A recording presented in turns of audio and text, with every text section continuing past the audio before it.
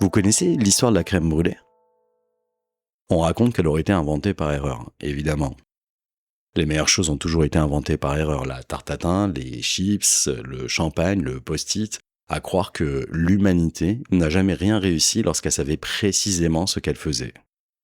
Personnellement, je me méfie de ce genre de déclarations. Nous vivons à l'époque des fake news, des deepfakes, des faux experts, des faux avis écrits par de vrais robots et des citations d'Albert Einstein publiées par des comptes qui vendent des tapis de yoga. Alors, maintenant, je vérifie tout, même les desserts. J'ai donc enquêté sur la crème brûlée, une enquête sérieuse. Plusieurs onglets ouverts, une tasse de café et cette légère inclinaison du visage que prennent les gens lorsqu'ils souhaitent donner à leur canapé des allures de centre de recherche. Voici ce que j'ai découvert. On raconte qu'un jour, une crème aurait été servie trop froide. Pour la réchauffer, quelqu'un aurait posé dessus du sucre puis appliqué un fer très chaud. Le sucre aurait fondu, il aurait caramélisé, il aurait formé cette fine croûte brillante que l'on casse aujourd'hui avec le dos d'une petite cuillère dans un bruit délicat qui donne immédiatement le sentiment d'avoir réussi sa vie. Seulement voilà, il existe plusieurs versions de cette histoire. Des Français revendiquent la recette, des Catalans aussi, des Anglais également, ce qui, en matière de cuisine européenne, constitue une situation tout à fait normale. Personne ne sait donc exactement ce qui s'est passé. Peut-être qu'un cuisinier a réellement improvisé pour sauver une crème trop froide. Peut-être qu'il a simplement brûlé le dessus et trouvé une excellente façon de présenter les faits. Peut-être que toute cette histoire a été inventée bien plus tard par le lobby du chalumeau. Je n'accuse personne, je pose simplement les questions. Toujours est-il que l'histoire est jolie. Une crème est ratée, quelqu'un observe le problème, puis au lieu de la jeter, il ajoute du sucre, ce qui, d'ailleurs, est une réponse assez fréquente dans l'histoire de la cuisine, une réponse simple, efficace. Pas forcément recommandée dans tous les domaines, mais efficace. On pourrait donc tirer de cette histoire une grande sagesse, quelque chose comme fais de tes erreurs une crème brûlée. Voilà. C'est une très jolie phrase. On pourrait l'écrire en lettres blanches sur une photographie de coucher de soleil. Ou sur une petite planche en bois, dans une cuisine, décorée avec des bocaux contenant des choses que personne ne mange. Fais de tes erreurs une crème brûlée. Ça sonne profond. Ça veut pas dire grand-chose, mais ça donne faim. Alors, essayons tout de même de voir s'il n'y aurait pas, sous cette croûte de caramel, une idée un peu plus consistante. On dit souvent que les erreurs ne sont pas des échecs, parce qu'elles nous apprennent quelque chose. C'est possible, mais pas toujours. Certaines erreurs ne nous apprennent absolument rien. On les commet, on les constate, on les recommence 6 mois plus tard avec exactement la même surprise. Notre cerveau possède une capacité admirable à archiver les leçons importantes dans des endroits que les meilleurs chiens policiers ne pourraient retrouver. Il existe aussi des erreurs qui sont bel et bien des échecs. Se tromper d'adresse pour un entretien d'embauche, par exemple. Oublier son passeport le jour d'un départ. Tenez, une erreur qu'on a tous faite. Confondre le bouton répondre avec le bouton répondre à tous. Ces erreurs-là n'ont pas forcément besoin d'être célébrées, elles n'attendent pas qu'on leur trouve un sens. Elles souhaitent seulement que nous cessions d'y penser à 3 heures du matin, et c'est très bien ainsi. Toutes les erreurs ne sont pas des cadeaux déguisés. Certaines sont simplement des erreurs, portant un tout petit manteau. Mais il arrive aussi autre chose.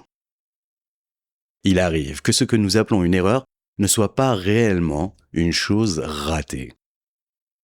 Seulement une chose qui n'a pas produit le résultat prévu. Et nous sommes très attachés au résultat prévu. Nous lui avons réservé une place, envoyé une invitation, expliqué comment venir. Alors, lorsque le réel arrive avec autre chose, nous sommes vexés. Nous regardons ce qu'il dépose devant nous, en fronçons légèrement les sourcils et nous taguons dessus « Erreur ». Le réel, pourtant, n'avait peut-être pas lu le cahier des charges, il a cette habitude agaçante, il improvise.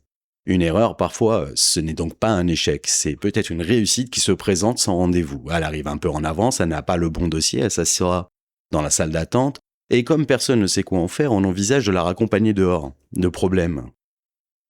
Ce n'est peut-être pas toujours ce qui s'est produit. c'est parfois la vitesse avec laquelle nous décidons de ce que cela signifie. Nous sommes très rapides pour rédiger le constat d'échec, beaucoup moins pour prendre une petite cuillère et en casser la croûte. Évidemment, je ne recommande pas de goûter toutes ces erreurs. Certaines contiennent des produits ménagers. Il faut conserver un minimum de discernement. Mais avant de conclure qu'une chose est perdue, il peut être intéressant de la regarder encore un peu. Pas pour prétendre que tout ça arrive pour une raison. Je me méfie aussi beaucoup de cette phrase. Tout arrive pour une raison, c'est une affirmation extrêmement ambitieuse. Elle suppose que l'univers possède un plan et qu'il est suffisamment bien organisé pour savoir où il l'a rangé. Je n'en suis pas certain. Il me semble parfois que l'univers travaille plutôt avec des notes prises rapidement sur un bout d'enveloppe. Des flèches, des mots soulignés 3 fois et une liste de courses au verso. Tout n'arrive peut-être pas pour une raison. Mais certaines choses trouvent une raison après être arrivées. Ce n'est pas tout à fait pareil. Cela laisse de la place au hasard. Le hasard. Encore un mot dont il faut se méfier. On a tendance souvent à le confondre avec l'aléatoire. L'aléatoire, c'est ce qu'on ne peut pas prévoir. Un numéro qui sort, la goutte de pluie qui tombe exactement dans votre col, la personne qui choisit de s'asseoir à côté de vous dans un train presque vide, oui, j'ai osé en parler. Le hasard, lui, ressemble davantage à une rencontre. Deux choses qui n'avaient aucune raison particulière de se croiser, et qui se croisent quand même. Une crème trop froide, du sucre, un fer chaud et un cuisinier qui refuse d'admettre que le service est mal engagé. Et soudain, tada, un dessert. Et puis il y a cette troisième notion, la chance.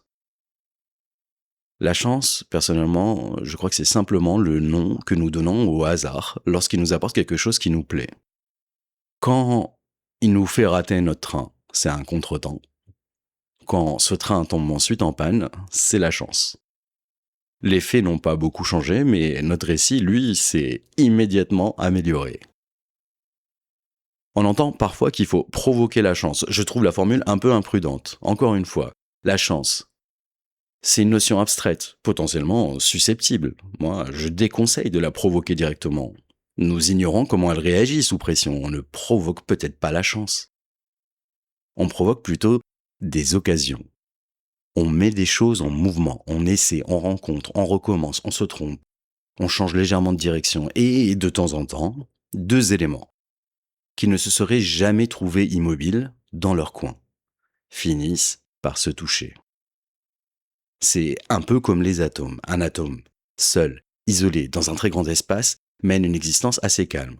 Il peut réfléchir, se recentrer, développer son projet personnel, mais il ne se passe pas grand-chose. Mettez beaucoup d'atomes ensemble. Faites-les circuler. Et les interactions se multiplient. Ils se rencontrent, ils se lisent, ils échangent. Certains produisent de la lumière, d'autres une explosion. La vie sociale repose sur des principes assez proches. Plus il y a de mouvements, plus il y a de rencontres possibles. Plus il y a de tentatives, plus il y a d'erreurs. C'est mathématique. Et assez peu vendeur. Car on nous dit volontiers que multiplier les essais augmente les chances de réussir, on oublie souvent de préciser que cela augmente également les chances de se tromper davantage. Vous souhaitez provoquer le hasard ? Très bien. Vous allez devoir lui fournir des brouillons, beaucoup de brouillons. Des appels sans réponse, des idées qui ne mèneront nulle part. Ça vous donnera des recettes moyennes, des conversations gênantes. Des projets commencés avec enthousiasme et terminés dans un dossier nommé Nouvelle version définitive numéro 44. La chance aime peut-être les audacieux, mais elle semble surtout apprécier les gens qui lui laissent beaucoup d'adresses ou les contacter. Cela ne signifie pas qu'en essayant assez longtemps, tout finit par fonctionner. Ce serait encore une fausse sagesse et nous en avons déjà vu assez aujourd'hui. N'exagérons pas. On peut essayer longtemps et échouer. On peut travailler énormément et ne rien découvrir. On peut mettre beaucoup d'atomes dans une pièce et obtenir seulement une pièce avec beaucoup d'atomes. Mais lorsqu'on ne fait rien, certaines rencontres deviennent tout simplement impossibles. Le hasard a besoin d'un peu de circulation. Il ne demande pas nécessairement du courage ni une confiance absolue en soi, encore moins une vision claire de son destin. Il demande parfois seulement que quelque chose bouge. Un geste, un essai, une conversation, une crème trop froide que l'on ne jette pas immédiatement. Ce n'est donc peut-être pas l'erreur qui crée la découverte, c'est ce qui vient juste après. Le moment où quelqu'un regarde l'erreur, le moment où il suspend son jugement, le moment où il se demande: est-ce vraiment raté? Ou plus probablement, est-ce que quelqu'un a déjà remarqué que c'était raté? Il faut rendre hommage à cette seconde question. Personnellement, je crois que l'histoire humaine lui doit beaucoup. Peut-être que la crème brûlée est réellement née ainsi, peut-être pas. Peut-être que cette anecdote est fausse, recopiée, embellie et optimisée pour les réseaux sociaux du XVIIe siècle.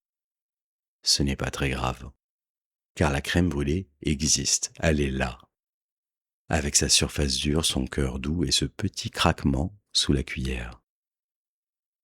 Un dessert dont le principal trait de caractère est d'avoir l'air légèrement endommagé. Alors, non, je ne vous dirai pas de transformer toutes vos erreurs en crème brûlée. Certaines erreurs doivent être corrigées. D'autres doivent être oubliées. Quelques-unes nécessitent un mot d'excuse. Et certaines choses brûlées doivent simplement être jetées. C'est une règle de sécurité assez saine. Mais avant de décider qu'une chose est ratée, on peut peut-être attendre une seconde. Regarder ce qui s'est réellement passé, vérifier les sources. Ajouter éventuellement un peu de sucre. Et dans les cas les moins dangereux, prendre une petite cuillère.